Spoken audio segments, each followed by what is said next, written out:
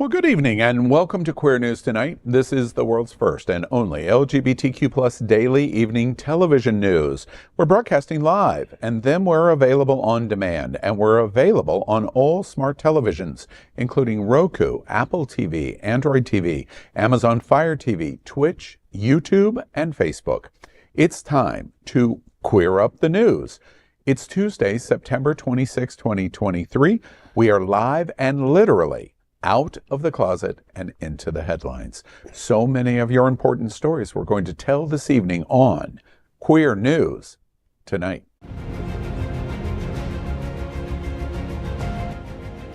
This is the world's first live daily LGBTQ evening news show, literally out of the closet and into the headlines on Queer News Tonight with Al Ferguson. I'm your anchor at Queer News Tonight, Al Ferguson, and this evening we bring you the news of and a perspective representing the LGBTQ plus community from South Florida, America, and across our planet. This is the world's first and only unedited live LGBTQ plus evening news show. Whatever happens unique in the LGBTQ plus news, you will see it and hear it. Hotspots Magazine Happening Out Television Network is a nonprofit 501c3 media company in the same models of PBS and NPR, but designed for the LGBTQ plus community. Our mission, support the 10 pillars of our LGBTQ plus community. We want to inform and educate the key issues of our Black community, Latino, lesbian and queer women, trans, student youth, seniors, HIV/AIDS healthcare, business, social justice, and faith. Help us support our community. We are part of one of the largest LGBTQ plus media companies in America, Hotspots Magazine and Happening Out Television Network. Our magazine is celebrating 38 years of the LGBTQ plus experience, and our television news, talk, and entertainment shows support our mission to educate the LGBTQ plus and broader community. Let's welcome anchor Rajee Narine-Singh, a famous transgender activist, actress, author, mystic, and reality TV star. She is a multiracial descent and has appeared on more than 35 television shows across the globe. Welcome, Rajee. Thank you. Great to be here. Now let's welcome John Hayden, a journalist for 28 years. He now works for several outlets, including Out South Florida, as their senior reporter and community editor. Welcome, John. Thank you, Al. Lots going on. Good to be here tonight. Thank you.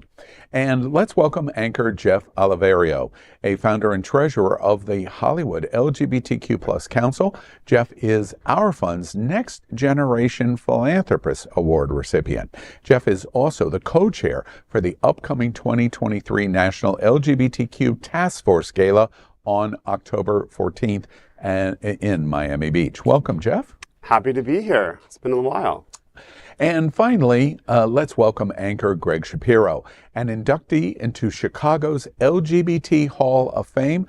Gregg is the author of 9 books. His entertainment coverage, including celebrity interviews, runs in a variety of print and online publications. Welcome, Gregg. Well, golly, he sounds interesting. He does sound interesting. Everyone here tonight sounds interesting. All right. Well, except for John. We are the reporters for Queer News Tonight, and this evening we begin with the queer headlines. The LGBTQ plus community in South Florida and across America is diverse.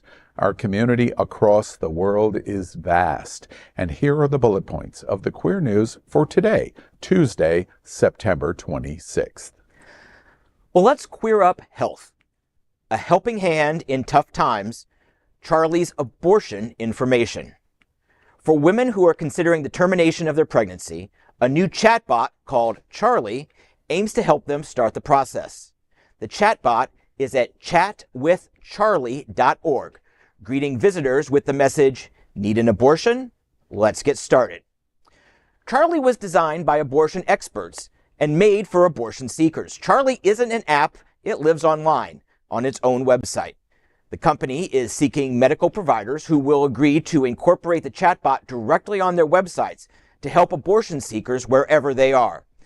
A developer says the idea of a chatbot came about after Roe v. Wade was overturned last year. The chatbot improves people's online search experience. Unlike large language models like ChatGPT, Charley doesn't allow people to type questions. Instead, the chatbot uses a decision tree format that guides visitors through a series of prompts, including the desired type of abortion and the date of their last menstrual period. It also asks for a zip code to determine the specific abortion laws in the visitor's state of residence. Charley is designed to be anonymous. And I'm so glad Planned Parenthood is stepping up and doing this and taking this step. It is 15 months overdue. This is the kind of thing that really should have been ready to roll out because we knew Roe was going to fall. But it's here now. It's supposed to be anonymous. Always take that with a grain of salt because online privacy is, sometimes complicated. Yeah. But this is a wonderful thing for women. It's a great way to strike back at the people who are trying to control their bodies. So thank you, Planned Parenthood. This could not have come soon enough. Yeah. Need an abortion? Let's get started is music to my ears, especially considering the devastating impact that overpopulation has on climate change. More terminated pregnancies? Yes, please. Mm-hmm. I mean, I can only think that it's sad that women, this would be one of their leading resources because they can't go to a doctor's office, especially in many states. And so, I look at this as it's great to bring technology to help spread healthcare in different ways. And I think that's a positive for many different types of healthcare. I'm looking at it as a lifeline for many women. Yeah. I really think this is going to be like a lifeline, because before Roe v. Wade, women were having abortions, but they were doing it in very unsafe ways, and we don't want to go back to those days at all. The one thing, I agree with much of the observation of the table. I make an observation of what we're beginning to see with this and some other related artificial intelligence generated programs.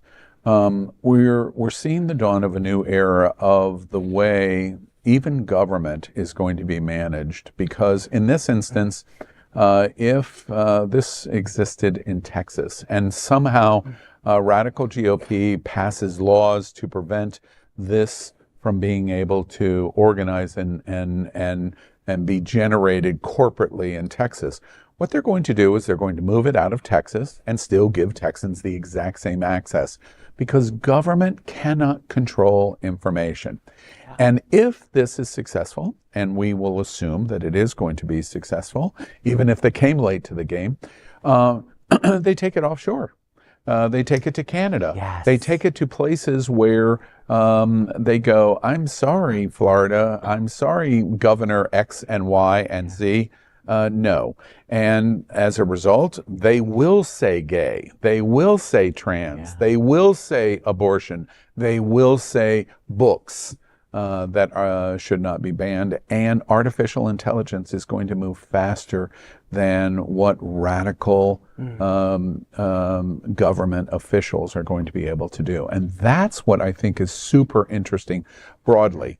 My support of a woman's right to choose is functionally not very important, other than, yes, I support that. But what's functionally important about this is the ramifications that this is going to have in so many other areas of people that are minority, they are repressed, they are held down, and technology is going to become more and more and more important to us. That's what this chatbot is, the beginning of recognition that probably everything is getting ready to change. Yeah, this is good stuff. Next, let's queer up education. After a year of Missouri's anti-LGBTQ plus laws, high schoolers speak out, electing trans homecoming queen. Oak Park High School in Kansas City has just crowned 17-year-old Tristan Young as the school's homecoming queen. Young is the second transgender girl to be crowned homecoming queen by the school, following in the footsteps of Landon Patterson, who was queen in 2015. North Kansas City schools celebrated the win by posting photos of Young's crowning. Thousands of comments poured in on the post showing support and celebration. Unfortunately, the transphobic comments rolled in as well. Riley Gaines, a former college swimmer who has been a vocal opponent of trans women competing on women's sport teams, was one of the publicly criticizing Young's crowning. Luckily, Young's community publicly backed her up. Justice Horn, chair of Kansas City's LGBTQ Commission, tweeted in support of Young, saying, quote, "I uplift this against the transphobic comments against this young person who was named queen by their peers. I'm thankful the next generation of Kansas City is so kind," end quote. Asked about Young's crowning and the mixed reaction, a North Kansas City school official emphasized that students' votes determine the homecoming courts. Young competed for the title against 4 other students whom she recognized on social media after her win. Listen, the students voted, right? And she won. And I think that that's a reflection of this new generation. Like my niece and nephew, my niece is 20, my nephew's 17. And I tell you, like, my family, despite like some of the comments negative comments they've made about me, it's amazing how progressive they are. My niece, it's almost like, oh, you're trans, like, you know, you're still my aunt, you know, that kind of thing. Very progressive. And I think a lot of the young folks are like that. That's generation, what do they call that? Z. Gen Z. Yeah, they are paving the way and setting the standard for societal and cultural change, even in Missouri.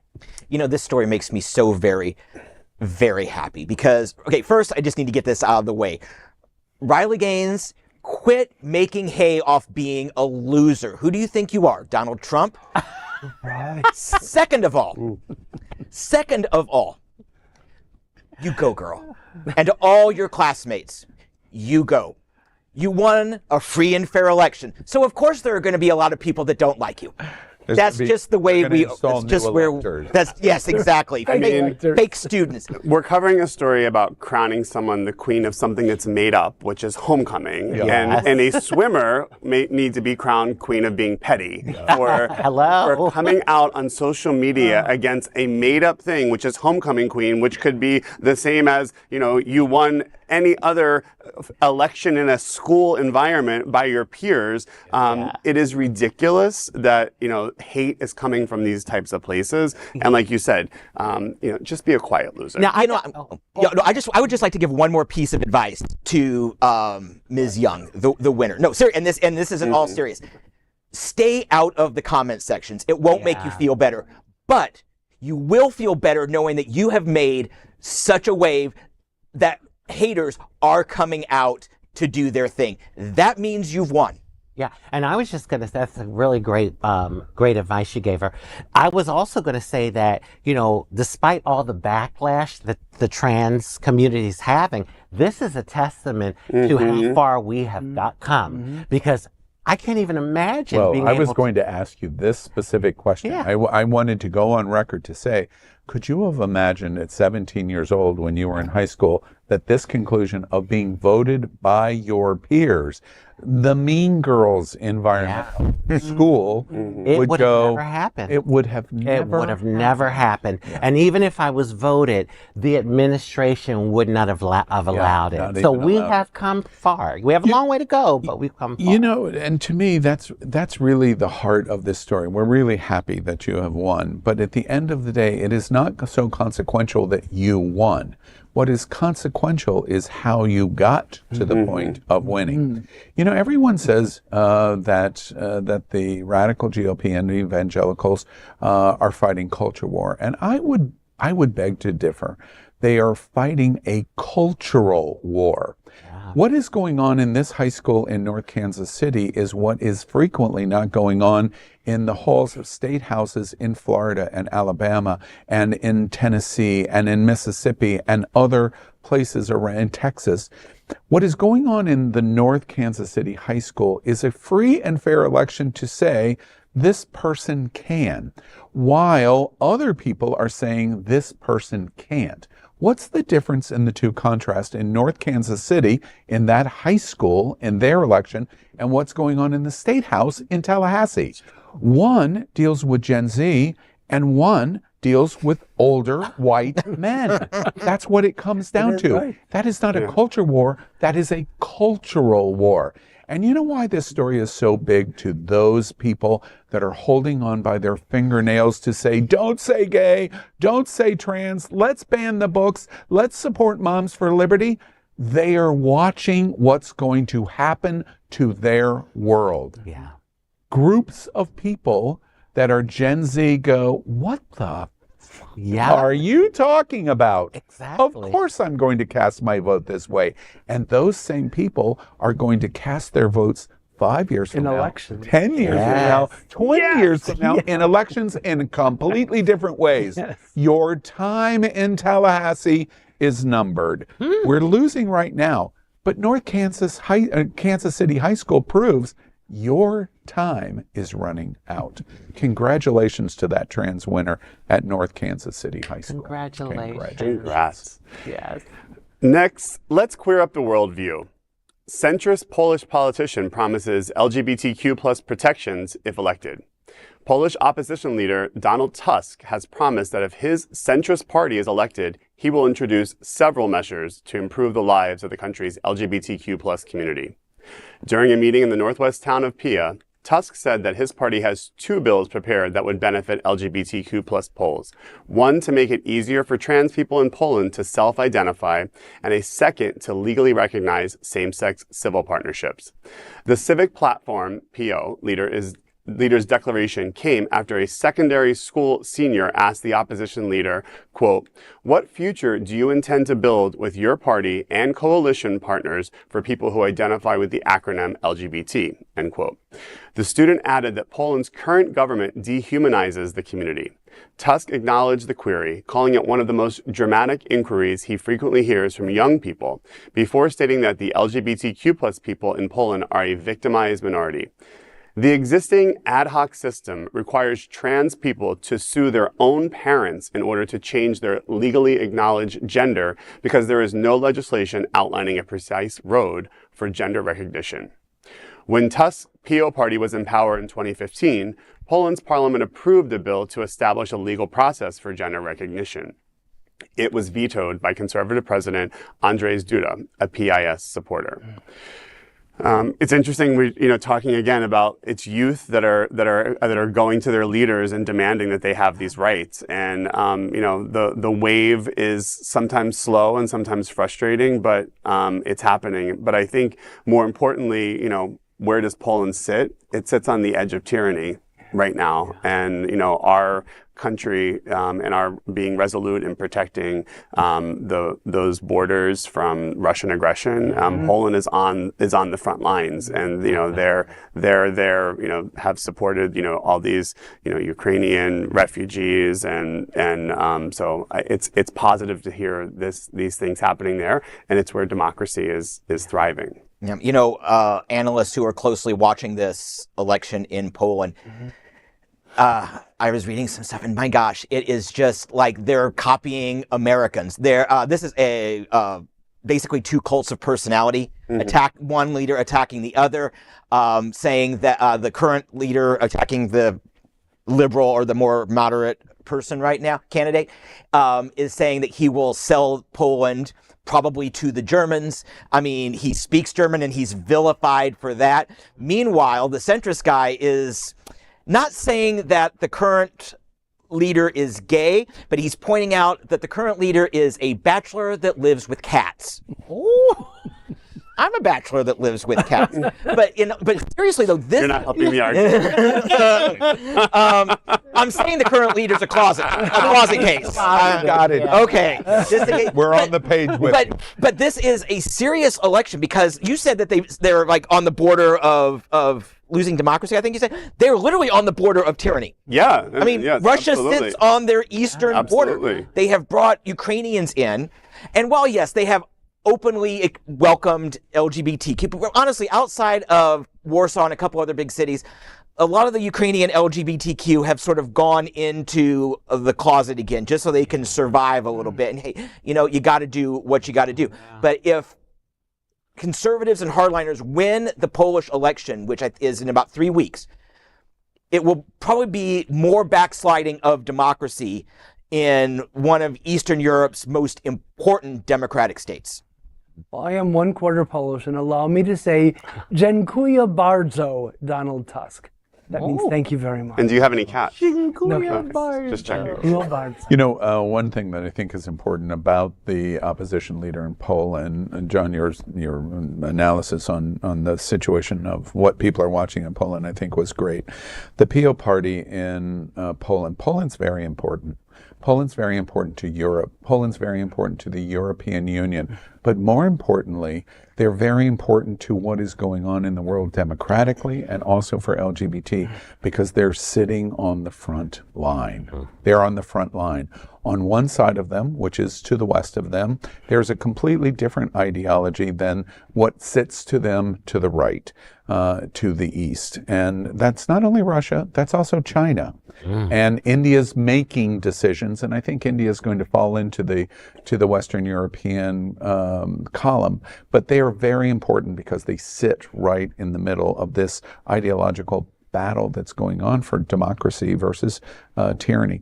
The other thing that I think is important, Tusk is very important to us because we have watched in multiple ways an opposition leader, a fighter of the opposition of what is going on can make all of the difference.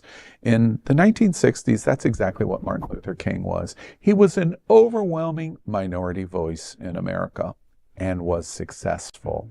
Tusk can be that in Poland. Solidarity in the 1970s was an example in Poland that changed Poland from their Soviet mentality. Tusk could be that voice in Poland. And I hope you're loyal to it. We're not completely sure, but I hope you're loyal to it. And we're sitting in America, in LGBTQ community, talking about Poland. And the reason why we're talking about Poland is you're important to us in America because the world is watching what you're doing. And you have two choices. You have the choice to decide, are you going to be Hungary? Are you going to be Russia? Are you going to be former Bolsonaro in Brazil? Are you going to be the governor of Florida? Or are you going to be France and Germany and Spain and Britain and the entire European Union that is pointing fingers at Poland and Hungary and say, no, you're not, even if it means we throw you out? Choose. Be Martin Luther King or be George Wallace. That's the crossroads that Poland is in this election. Next, let's queer up South Florida and Florida. Celebrate spooky season your way in Greater Fort Lauderdale.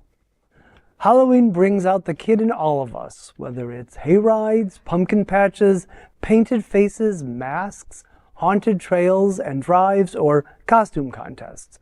We've got something for everyone here in Greater Fort Lauderdale.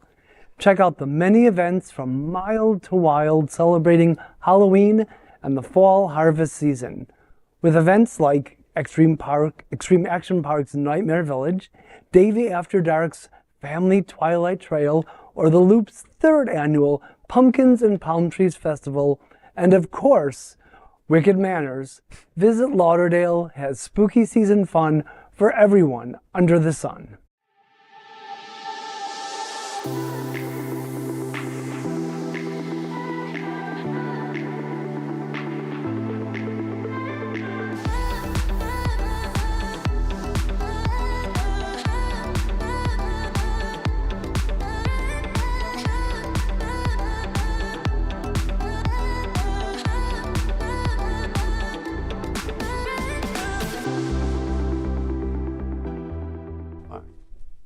Now, I usually say boo humbug when it comes to Halloween, but these events all sound like fun. I might go to one. Boo humbug. Humbug. Love that. Well, you know, the first time I went to Wilton Manors, Wicked Manors, I was like, oh my God, this is bigger than New Year's for our community. I mean, really, everyone comes out, and it's so much fun. It really is. And not only everyone in the LGBTQ community, but a lot of straight folks come out because they love it. You know, it's just a fun time. And to your point, it's bigger than New Year's. Do you know why?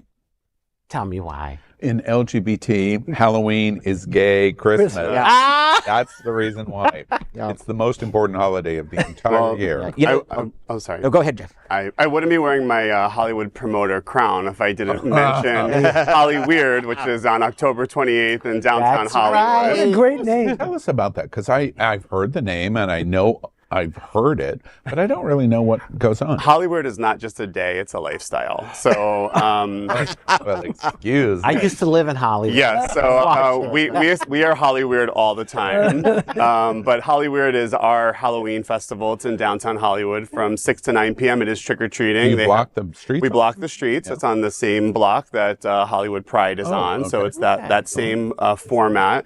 So there's a kids feature from 6 to 9, families, restaurants, there's crafts and booths and all those kind of things. And then at 9 o'clock, it turns into an adult Halloween costume contest from 9 to 2 a.m., drinking, So it's bars. kind of like Wicked Manors in terms of the street closure. Yes, and it's very, very busy because, again, there's costume Is contests throughout Halloween the a big night. deal for you? It is not. It is Yeah. not. No. But I will be at Hollywood for Hollywood I Council. was going to make a joke about, I see you're getting your hair ready for Halloween. Now I can't. You know, go ahead, well, I gotta say this. I don't even half the time bother to dress up because when I go out there, like all the stray folks think I'm in a costume. That's why Halloween is so important to gays, because we can be ourselves sometimes without even trying.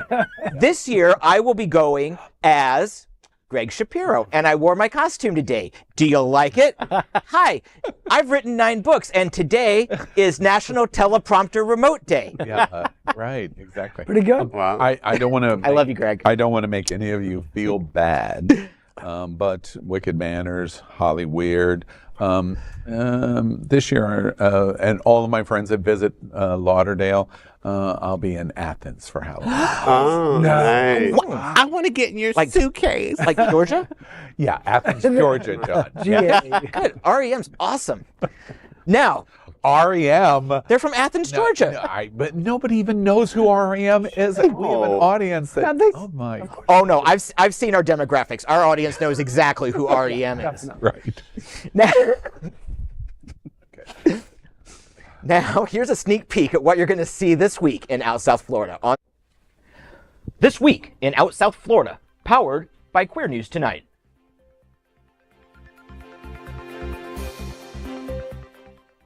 I'm Out South Florida senior reporter John Hayden. In this week's issue, fallout from the Smart Ride continues, and longtime riders vow to continue on.